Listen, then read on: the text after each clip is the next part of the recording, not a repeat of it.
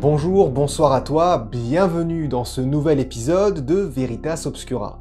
Aujourd'hui, nous allons voir ensemble 3 histoires qui témoignent d'accidents entraînant les morts les plus étranges, ironiques et incongrus qu'il m'ait été d'apprendre. Enfin, évidemment, une seule de ces histoires est vraie, alors installez-vous confortablement, prêtez tous vos sens et partons découvrir ce nouvel épisode sur les morts les plus sordides.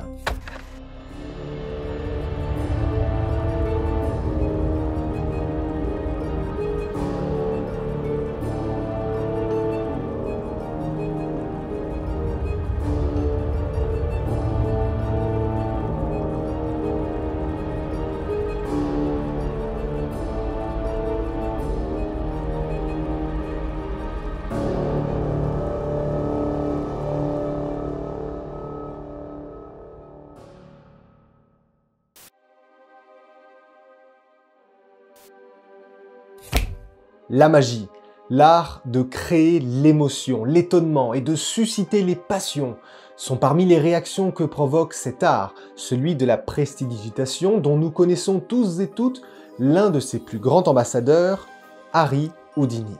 L'homme à la musculature certaine et à la ruse prononcée est passé maître dans l'art de l'évasion, une discipline qui ne l'empêchera pas de rater le plus grand tour de magie de notre univers, la mort. Harry Houdini, de son vrai nom Erik Weisz, est né le 24 mars 1874 à Budapest, en Hongrie. Immigrant aux États-Unis à un très jeune âge, il rejoint son père, installé depuis 2 ans à Appleton, dans le Wisconsin.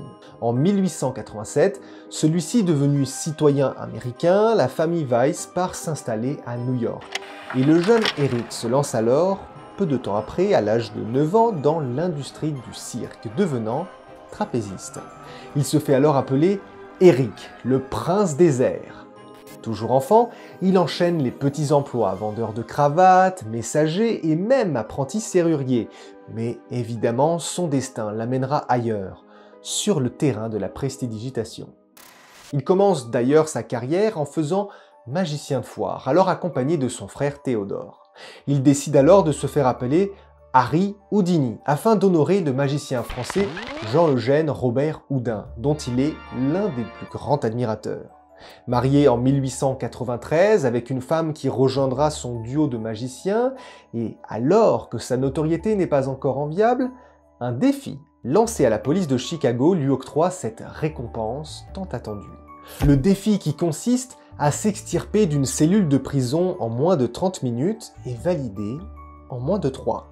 Ainsi débute la gloire pour le roi de l'évasion qui fait de cette discipline particulière son terrain de jeu favori. S'extirper d'une malle remplie d'eau ou d'un bidon en métal toujours enchaîné, le commun des mortels assiste, débordé par une terreur admirable, à ce qui caractérise Houdini de l'homme invincible, échappé à la mort à chaque représentation. Sa réputation l'entraîne partout aux États-Unis, puis en Europe, et il finit même par apparaître dans certains de ses films qu'il produit. En dehors de la magie et de ses hobbies de l'aviation et du cinéma, il est par ailleurs un fervent militant anti-spiritisme, dévoilant très souvent les supercheries qui entourent la profession. Il se dit pourtant enclin à l'étude de ce genre du paranormal, recherchant fut un temps un certain réconfort auprès de sa mère décédée plusieurs années plus tôt. Mais évidemment, le manque de preuves de connexion avec celle-ci l'amène à considérer le spiritisme comme du charlatanisme, provoquant de vives réactions de la part de ses adeptes. La vie de l'homme invincible passe. Les choses se succèdent d'un succès ininterrompu, jusqu'en 1926, plus précisément le 31 octobre 1926, le soir de sa mort.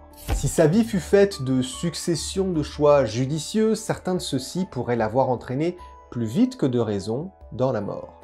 En effet, Houdini est connu pour se déclarer invincible, et ainsi, à chaque représentation, il n'hésite pas à demander à un membre du public de venir lui asséner un ravageur coup de poing dans le ventre, montrant la carapace infaillible du prestidigitateur. Ainsi, le 22 octobre 1926, à Montréal, dans le Princess Theatre, Houdini accepte la requête d'un étudiant de l'université McGill, Jocelyn Gordon Whitehead, de le frapper de toutes ses forces. Sans le prévenir, celui-ci lui enchaîne plusieurs coups de poing au bas-ventre. Nul doute que la douleur doit être difficile à supporter. D'autant plus difficile à supporter que le grand Houdini se plaint depuis plusieurs mois déjà de douleurs au ventre, sûrement dues à une appendicite. Passant outre ce problème, il continue les représentations et malgré une très grande fièvre, il se retrouve tout de même, le 31 octobre 1926, le soir d'Halloween, en show, réussissant son tour d'évasion, le dernier, avant de s'effondrer inconscient. Il meurt plus tard d'une péritonite, l'inflammation aiguë de la membrane qui recouvre tous nos organes, liée certainement à la rupture de l'appendice provoquée très certainement encore par le violent coup de poing du jeune étudiant montréalais. Nul doute que l'homme, au physique incroyable, coureur de cross-country, le roi de l'évasion sans faille, ne s'est pas rendu compte que sa propre brisure était de croire trop facilement que son corps était invincible jusqu'à en défier la mort.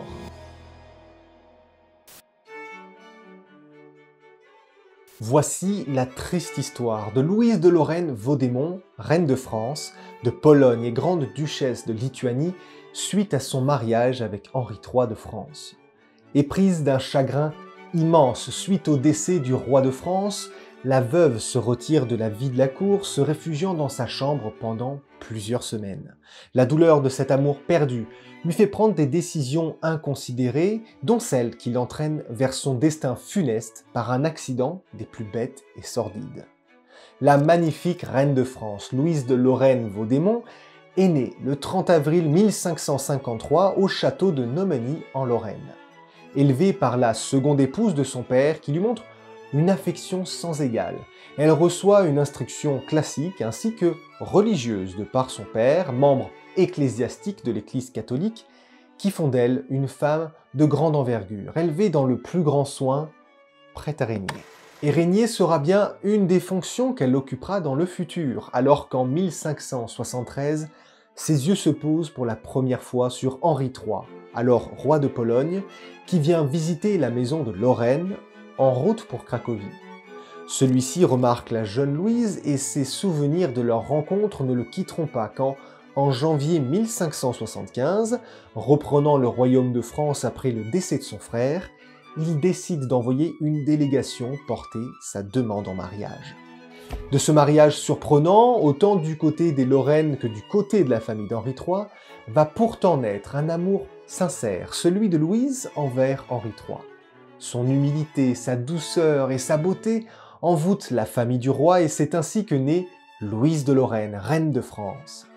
Le mariage, programmé un 13 février, au même moment que le sacre de Henri III, est célébré partout dans le pays. Et le couple fraîchement uni accède donc au même moment au statut suprême conféré par la royauté. La reine, femme douce et vertueuse, à la beauté délicate, s'épand d'amour pour son nouveau mari, lui qui, de son côté, même si amoureux de la jeune femme, se laisse aller au péché de la chair, faisant souvent des infidélités à Louise.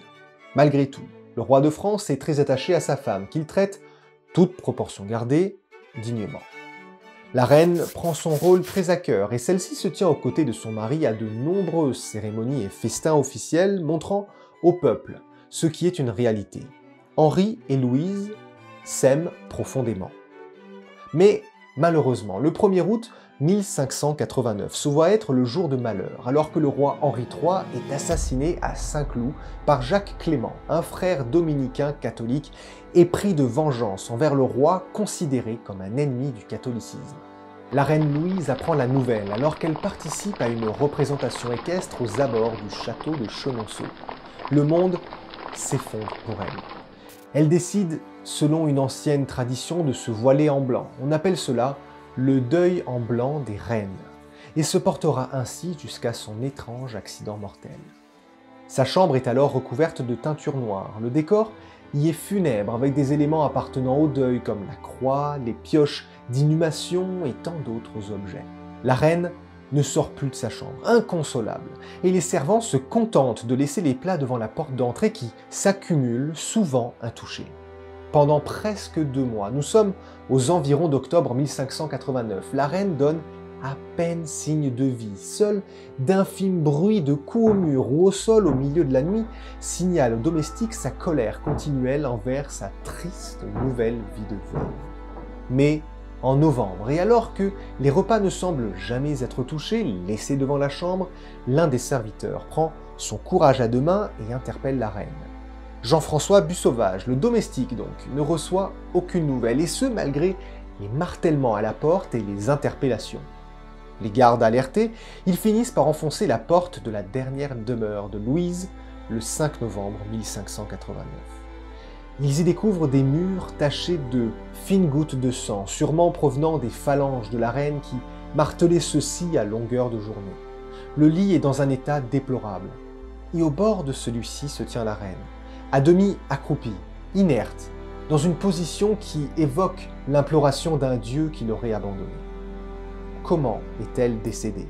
Eh bien, son corset, jamais défait depuis qu'elle a pris quartier dans sa chambre, en serait la cause. Les cordes de soie blanche qui le maintiennent en place étaient attachées par accident à un petit ornement de bois qui garnissait le lit. Sous l'action de son poids certainement, le corset, bloqué par les lanières, se serait resserré d'un coup, et souffle coupé, elle serait sûrement morte asphyxiée, le diaphragme complètement bloqué. Ses obsèques sont effectuées le 10 novembre 1589, et elle est enterrée aux côtés de son époux et bien-aimé Henri III. Une mort bien stupide, il faut le reconnaître, pour la douce Louise de Lorraine qui, éprise d'une indicible douleur au cœur et à l'âme, mourra bêtement après des semaines de tristesse ininterrompue.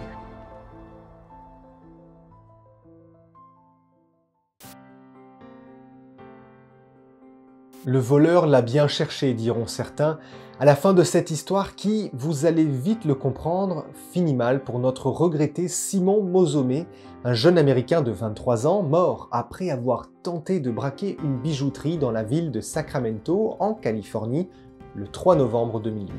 Alors, oui, cette dernière histoire concerne une personne qui n'est pas connue, contrairement aux deux précédentes, mais il n'empêche que son histoire mérite d'être racontée. Simon Mosomé est un Américain né à San José le 17 septembre 1985. Fils unique, il est élevé par sa mère, veuve, alors que celle-ci était enceinte, son père mourant d'un accident de voiture, laissant à la famille de lourdes dettes de jeu. Maya, sa mère, est caissière à Walmart depuis plusieurs années, et nul besoin pour moi de vous faire un dessin. Des dettes à régler, un emploi qui ne paye pas une fortune, la jeunesse de Simon n'est pas aisé du tout. Il se doit même de trouver des petits jobs dès ses 13 ans, tondre la pelouse des maisons voisines, promener les chiens ou aider les personnes âgées à ramener leurs courses chez eux. Bref, une jeunesse entretenue par le stress et l'angoisse de ne pas avoir à manger, effrayée par le regard des autres élèves, intriguée par les vêtements trop amples, le cartable de seconde main, le visage émacié. Le jeune homme croit pourtant détenir sa revanche sur la vie à travers ses études. Il est un élève appliqué et sérieux, possède des facultés supérieures à la moyenne selon ses professeurs. Mais évidemment, une fois rentré à la maison, les cahiers et les fiches d'études sont remplacés par les corvées de ménage et les petits boulots par-ci par-là pour se constituer le maigre repas que sa mère et lui peuvent se permettre de consommer. 25 000 $, c'est la dette laissée par Roger Mosomé, le mari de Maya, contractée auprès du Royal Casino de Sacramento en moins de 2 ans.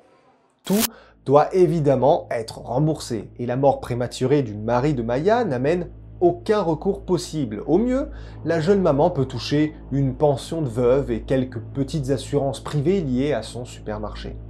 Pourtant, le jeune homme continue d'y croire et souhaite travailler dans la finance. Vous avez compris son rapport avec l'argent, rêvant de payer la maison de sa mère, de conduire une voiture de luxe, les vitres ouvertes le long de Palm Beach à Los Angeles.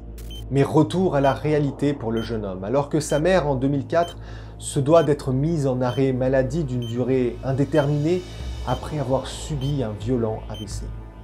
Le sort s'abat sur la petite famille, qui se retrouve avec la pension de veuve, un maigre 300 $ par mois, conjugué à la pension d'arrêt maladie obtenue par son travail. Le rêve d'une carrière fabuleuse à Wall Street, jonglant entre les cours boursiers pour y faire fortune, s'évade dans l'air pollué de la banlieue de Sacramento, et Simon se doit de trouver un travail à l'âge de 18 ans pour subvenir à ses besoins et celui de sa mère. Sans diplôme supérieur, le jeune homme se fait balader d'entrevue en entrevue et finit par devenir surveillant dans son ancien lycée qui souhaite l'aider, lui et sa mère. tous les jours, en partant pour le travail, il passe sur Stanton Street et dévisage distraitement la bijouterie qui s'y situe, observant, j'imagine, les vendeurs habillés en costume et les bagues serties de diamants. À situation désespérée, mesure désespérée a sûrement dû se convaincre sinon. Un scénario bien simple se met en place dans sa tête. N'a-t-il d'ailleurs pas eu mieux à penser? Je ne sais pas. Quoi qu'il en soit, en 2008 et après quelques repérages à l'intérieur de la boutique pour y observer les systèmes de sécurité, il décide de passer à l'action. Il se fait prêter un faux pistolet, un Glock de Airsoft par un ami, soi-disant pour son costume d'Halloween. Déterminé, il se rend le 3 novembre à l'ouverture du magasin, peu avant 8 h, avec un masque de Guy Fawkes, tout de noir vêtu. Il entre dans la bijouterie et porte en joue l'employé censé ouvrir le magasin. Et si je n'ai pas besoin de vous conter exactement tout ce qu'il se passe, la suite et fin de l'histoire retiendra, j'en suis sûr, votre attention. Après avoir ramassé quelques colliers et diamants, l'alarme de la bijouterie se déclenche et il décide de se sauver. La première lourde grille de sécurité tombe devant lui, mais par chance, il arrive à la retenir avec ses bras et à difficilement s'extirper par en dessous. Et quand celle-ci tombe, la vibration active la deuxième grille en métal qui était bloquée auparavant. Celle-ci vient heurter le bas du crâne de Simon, qui se retrouve projeté au sol sous le poids de la porte de sécurité. Celle-ci écrase ses vertèbres du cou. Il meurt quelques minutes plus tard, pris au piège, la tête à l'air libre, le corps emprisonné. Difficile de véritablement inculper le jeune homme. Oui, c'est vrai, il a décidé en son âme et conscience de braquer une bijouterie. C'est une infraction, les charges sont lourdes. Mais quelle terrible vie a-t-il dû vivre? Brillant, mais obligé de travailler pour aider une mère en détresse, accablé par les dettes léguées par un père décédé. En souhaitant se libérer de ses chaînes, il est mort d'une manière bien ironique, dirons-nous, comme je le disais plus tôt, la tête à l'extérieur, prêt à rêver d'une vie meilleure, mais le corps bloqué entre deux portes de fer, celle de son père et de sa mère. Enfin, à vous d'y voir le parallèle que vous souhaitez.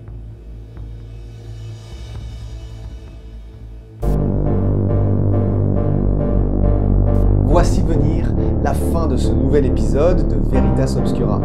Comme d'habitude, n'oubliez pas le petit like, le commentaire et le partage si vous le souhaitez pour faire agrandir la chaîne. On approche des 6000 abonnés à l'heure où je tourne cette vidéo. On en est si proche. Bref, avez-vous apprécié ce thème? Pas très joyeux certes, mais tout de même. De ces 3 anecdotes incroyables, il y en a bien une qui est vraie. C'est fou de se dire que la reine Louise aurait pu mourir étouffée par son corset, mais ça ne s'est pas du tout passé comme ça. Elle a bien existé, cela dit. C'était la femme, effectivement, puis la veuve de Henri III. Elle en a vraiment souffert, d'ailleurs. Ce n'est pas non plus le voleur de bijoux, qui était une pure invention de ma part, hormis Sacramento, qui est une ville qui existe, bien évidemment. Il nous reste donc avec la vraie histoire, celle de Houdini, qui comporte un petit twist, rendant la mort insolite et mystérieuse. Car beaucoup remettent en cause le décès, effectivement, à cause du coup de poing de l'étudiant montréalais. Certains suggèrent que le magicien se serait fait empoisonner par un médium ou un spirit qui aurait été bien remonté par les commentaires véhéments de Houdini envers leur profession, mais tout ça n'est pas prouvé. Reste les faits en notre possession.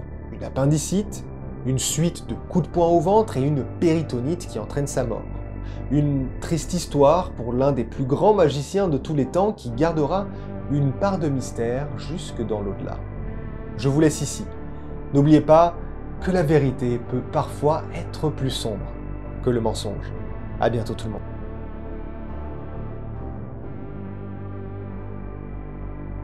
Ouais, on va dire oui, hein. On va dire oui parce que là, j'ai pas envie de partir encore pendant... Oh, c'est un mix d'accent québécois et français, c'était dégueulasse.